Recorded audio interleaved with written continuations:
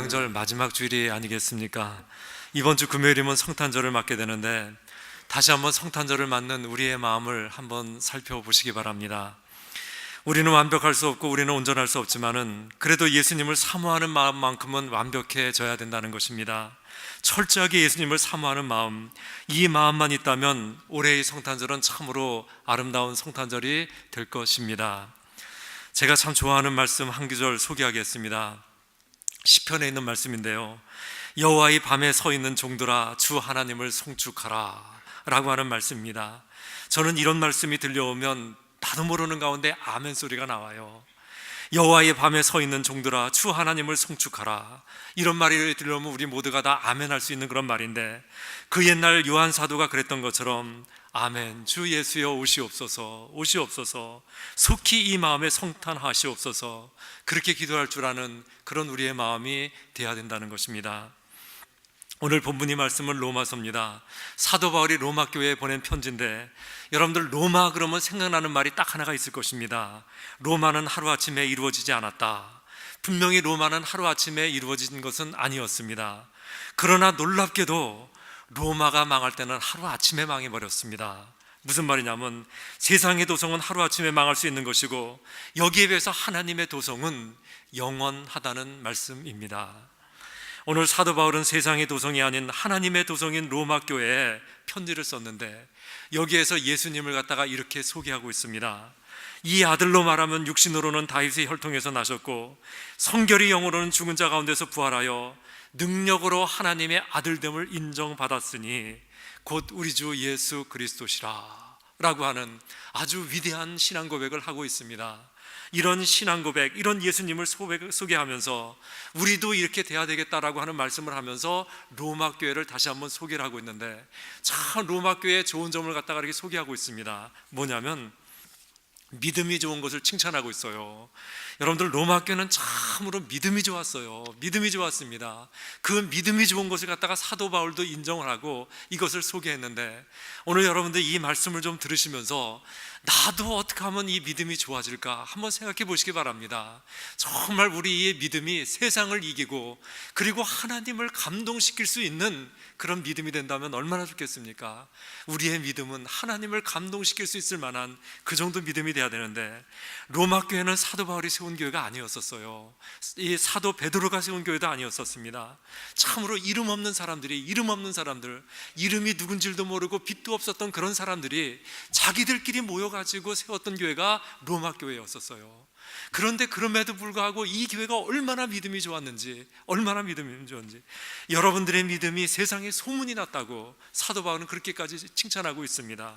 정말 우리도 이거 배워야 되는 거 아니겠습니까? 믿음, 나도 믿음이 좀 좋아졌으면 이 믿음이 어떻게 하면 하나님을 감동시킬 수 있는 그런 믿음이 될 수 있을까?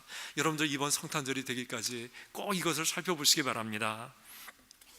여러분들 좋은 믿음이라고 하는 것은 뭐냐면 한마디로 말해서 내 속에 예수님으로 꽉 차 있는 이거예요. 다른 거 없습니다. 내 속이 그냥 예수님으로 꽉 차 있어가지고, 이 내 마음속에 예수님으로 꽉 차 있고 내 혈관에 이게 예수님으로 꽉 차 있어가지고 내 혈관 속에서 피가 돌아가는 것이 아니라 예수님이 돌아가는 것, 이게 바로 이 믿음이에요. 믿음 좋은 거예요. 여러분들 우리가 이렇게만 된다면 정말 내 혈관에 피가 도는 것이 아니라 예수님이 돌고 있어가지고 그냥 말을 해도 예수, 말을 안 해도 예수, 이것을 해도 예수, 저것을 해도 예수, 정말 이렇게만 된다면 이거보다 더 좋은 믿음이 어디 있겠습니까? 우리의 마음속에 예수로 꽉 차 있고 우리의 혈관 속에 예수로 꽉 차 있어가지고 피가 도는 것이 아니라 예수가 도는 것, 이런 믿음을 소원하시기를 주님의 이름으로 축원합니다. 제가 옛날에도 이렇게 소개한 말씀인데, 새우라고 하는 영화가 있어요. 여러분들 인터넷 이렇게 두드리면 지금도 나오는 영화인데, 새우라고 하는 영화가 있습니다. 옆주 그 엘라바마에서 있었던 일인데요, 주인공하고 친구 둘이 나와요. 영화가 둘밖에 안 나옵니다. 딱 둘이 나오는데, 이 두 사람은 엘라바마 바닷가에서 살고 있는데 이 둘이 만나기만 하면 새우 얘기만 해요. 새우밖에는 할 얘기가 없어요. 그러니까 둘이 만나면 그냥 맨날 새우 얘기만 하는 거예요. 야, 우리 할아버지가 새우를 잡았는데 이런 새우 잡았고 저런 새우 잡았고, 야, 우리 아버지는 어떻고, 우리 아버지도 새우 잡고 살았는데 평생을 새우 잡고 살았단다. 야, 이 새우는 이렇게 생겼고 저 새우는 이렇고, 맨날 새우 얘기만 해요. 새우 얘기만. 그러니까 이 영화가 재미가 하나도 없어요. 무슨 영화가 야, 뭐 이런 영화가 다 있어. 자막이 없으면 도대체 알아듣질 못하겠네. 이런 영화야, 이런 영화인데, 여러분들 우리가 이거 배워야 돼요. 꼭 배워야 되는 것이 뭐냐면, 내 마음속에는 예수님이 꽉 차 있고 혈관 속에는 예수님이 꽉 들어가 있어가지고 피가 도는 것이 아니라 예수가 돌아요. 예수가. 그러니 그냥 예수님과 함께 일하고, 예수님과 함께 깨나가지고, 예수님과 함께 일하고, 예수님과 함께 생각하고, 예수님과 함께 걸어가고, 그러다가 예수님하고 함께 자는 것, 이것이 믿음이라는 거. 이게 믿음이라는 것입니다.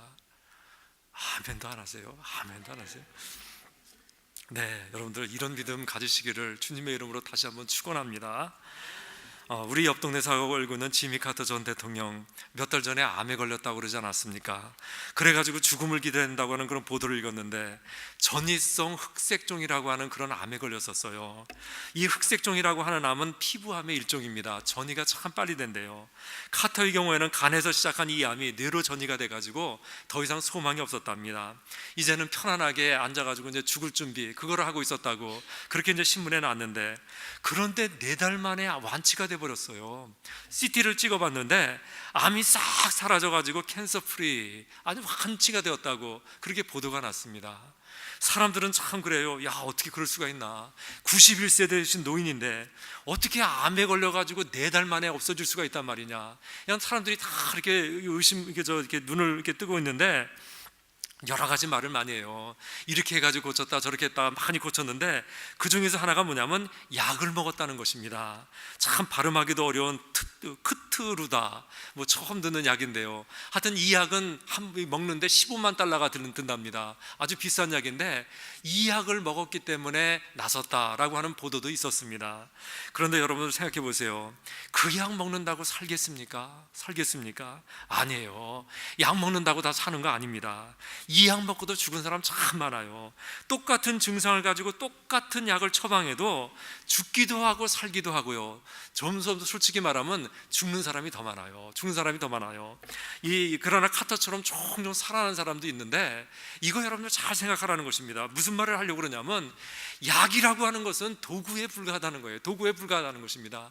사람의 생사와 화복은 하나님께서 쥐고 계시는 것이고, 우리를 살리고 죽이시는 분은 하나님이시지 약이 아니라는 것입니다.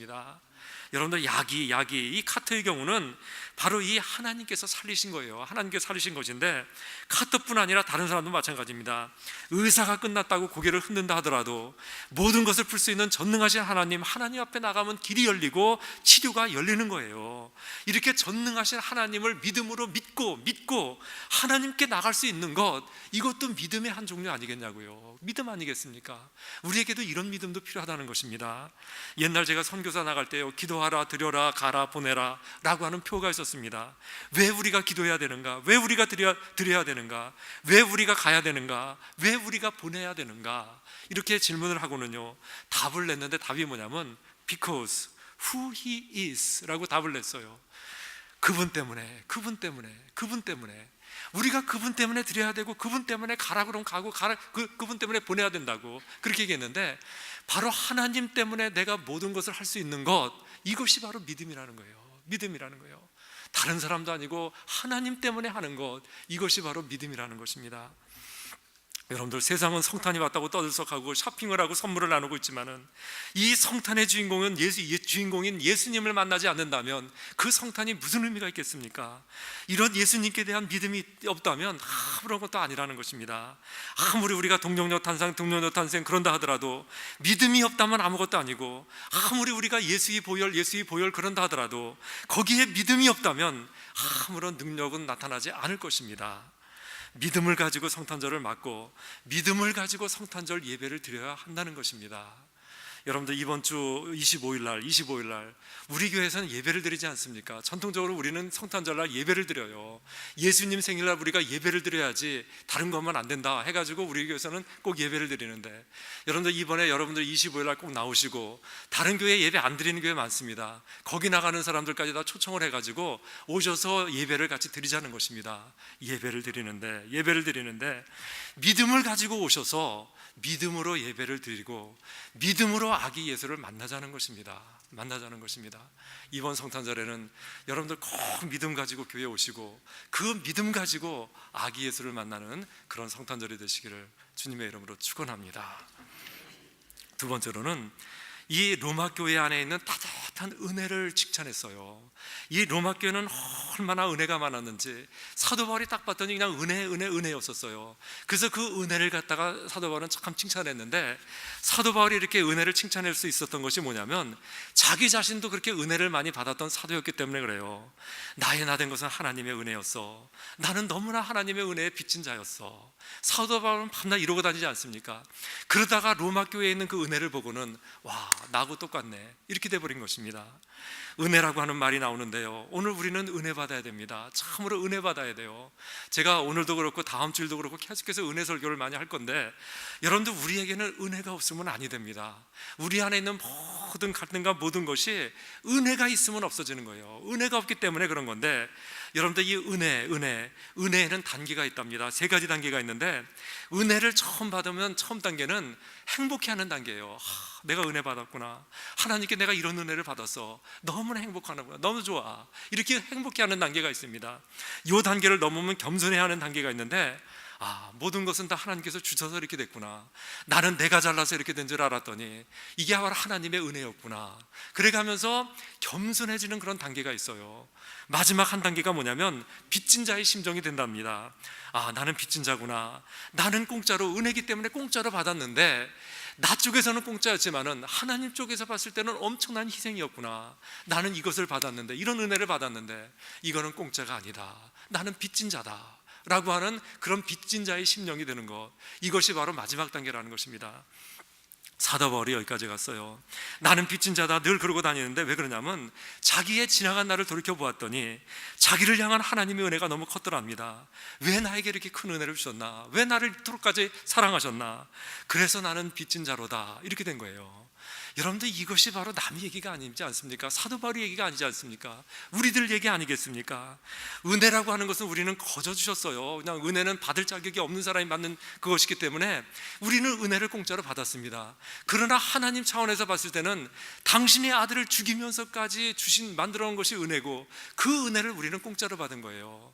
나는 공짜로 받았지만은 하나님 차원에서 봤을 때는 얼마나 큰 희생이었는가를 이거 생각할 때 우리는 여러분들 빚진 자의 마음이 되지 않으면 안 된다는 것입니다.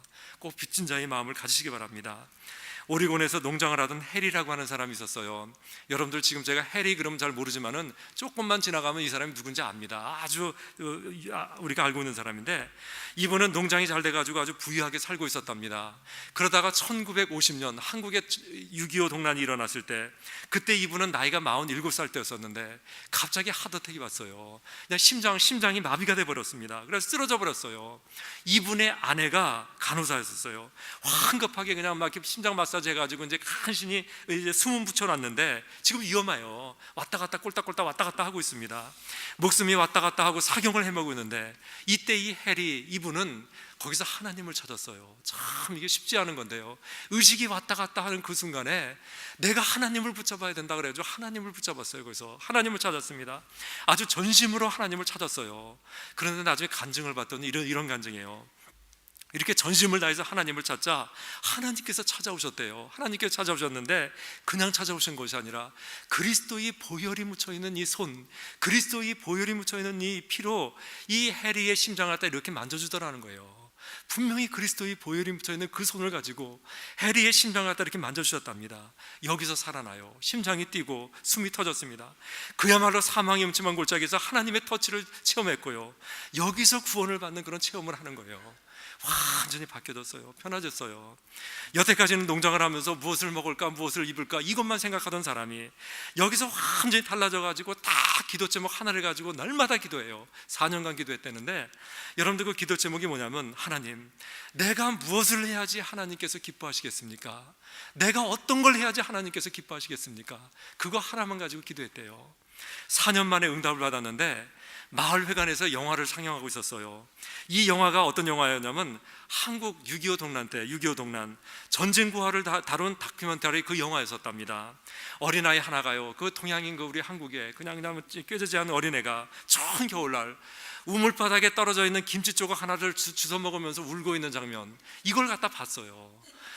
가슴을 쳤어요. 하나님께서 나보고 저거 타라고 하시는구나. 거기서 깨달았답니다. 바로 한국에 와가지고 고아 8명을 데려왔고요. 그 다음에 또 그 다음에 매년 고아를 데려다가 기르기 시작했습니다.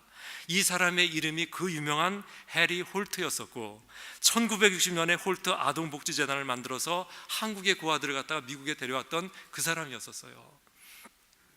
아내가 베리파이 여사였는데요, 남편이 죽은 다음에도 계속해서 일을 했답니다.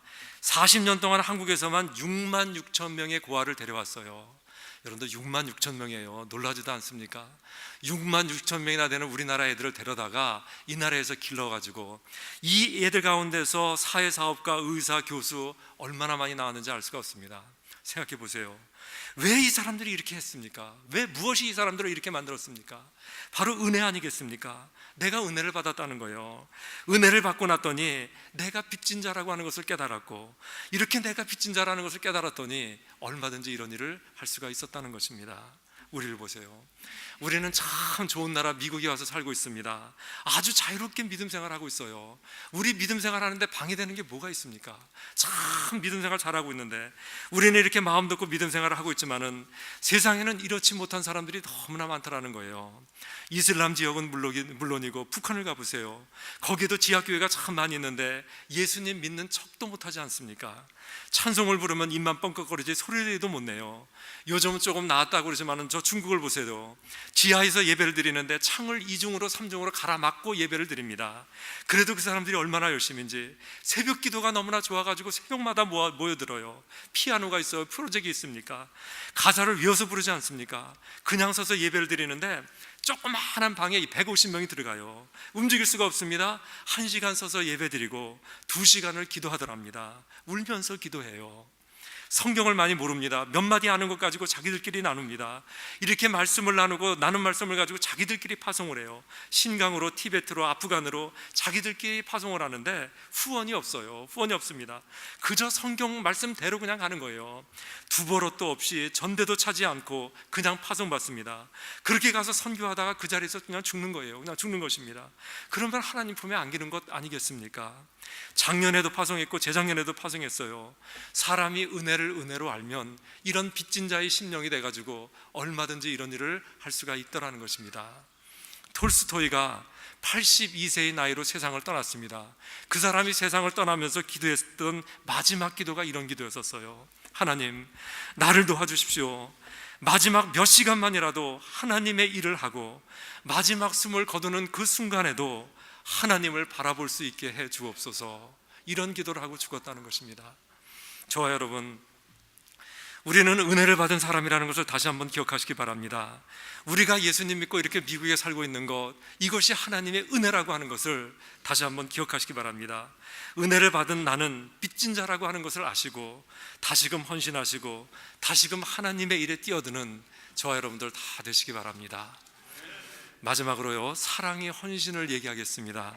로마서 마지막 장이 16장인데요 거기에 보면 사람 이름이 쭉 나오고 있습니다.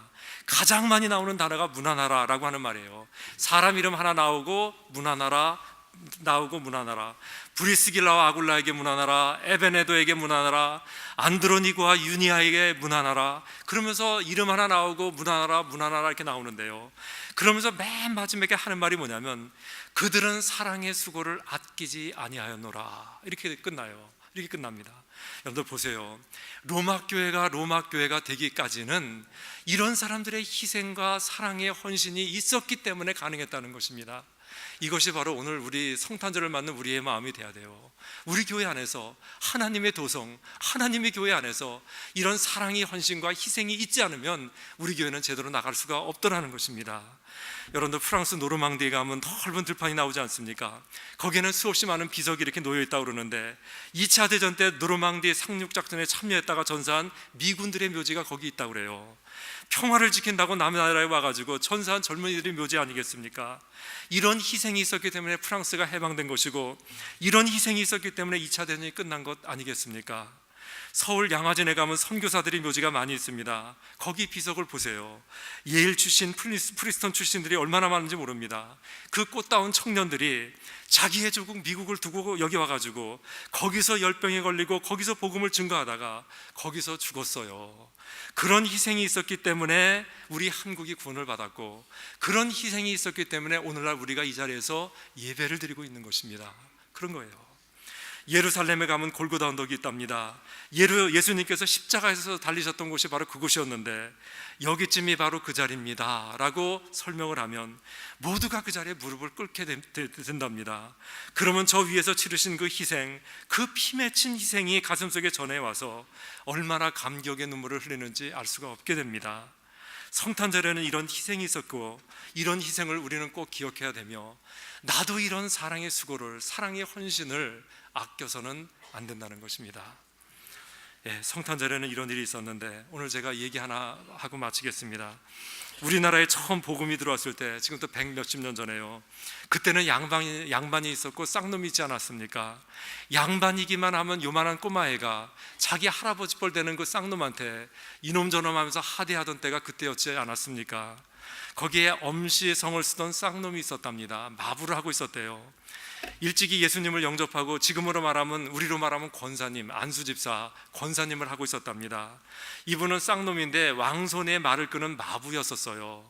이 왕손의 말을 끌다가 시간이 날 때 전도를 했답니다. 나리, 예수 믿으시지요? 전도를 했어요. 그랬더니 이 나리가 고가웠어요. 야 이놈아, 예수 믿으면 쌍놈이 양반이 된다더냐? 그랬더니 이 마부가 대답을 했는데요, 그 마부의 대답이 이런 대답이었습니다. 나리, 예수님을 믿는 도리는 그것이 아닙니다. 쌍놈이 양반 되려고 믿는 것이 아니라 마부 노릇 더 잘하려고 예수를 믿는 것입니다. 여기서 이 왕손이 뭔가 깨달아요. 여기는 뭔가 있다, 이 종교에는 뭔가가 있다, 그걸 깨달아요. 이런 과정을 갖다 몇 번 거쳐가지고 드디어 이 왕손이 예수님을 믿게 됐어요. 예수님을 영접하고 예수님을 제대로 잘 믿게 되었습니다. 어느 날 그 교회에서 숭동교회를 다니고 있었는데요, 거기서 부흥회를 하게 되었답니다. 부흥회를 하는데 이 왕손도 당연히 참석하지 않았겠습니까? 거기 참석해가지고 막 은혜를 받고 있는데 저기 봤더니 자기 마부가 저기 앉아 있는 거예요. 그랬더니 이 왕손이 무릎걸음으로 거기까지 걸어가가지고 그 마부의 손을 꽉 붙잡고는 형님 그러더랍니다. 여러분들, 저는 이 얘기 듣고 깜짝 놀랐어요. 정말 소름이 끼치더라고, 소름이. 여러분들, 이 양반이 이게 보통 양반이 아니지 않습니까? 아차 하마터라면 왕이 될 뻔한 사람인데, 그런 사람이 무릎걸음으로 가가지고 자기 마부의 손을 잡고 형님. 여러분들, 이것이 기독교고 이것이 바로 성탄절이에요. 이것이 성탄절이에요. 오늘 대강절 네 번째 주일에 믿음과 은혜 그리고 헌신을 말씀드렸습니다. 말씀으로 믿음을 기르시고 기도함으로 하나님의 은혜를 받고 사랑으로 헌신해서 여러분들 일생에 가장 아름다운 성탄절을 맞기를 주님의 이름으로 축원합니다. 우리 하나님 참으로 감사합니다. 오늘 말씀을 통해서 성탄절을 맞는 마음을 말씀해 주셨는데, 진정 우리들의 마음속에 믿음이 넘치게 하시고 은혜가 있게 하시고, 그리고 헌신하는 이번 성탄절이 될 수 있도록 하나님 축복해 주옵소서. 예수님의 이름으로 기도합니다. 아멘. 우리 다 같이 일어나셔서 찬송가 122장 부르시고 우리 이영인 목사님 축도로 예배 마치겠습니다.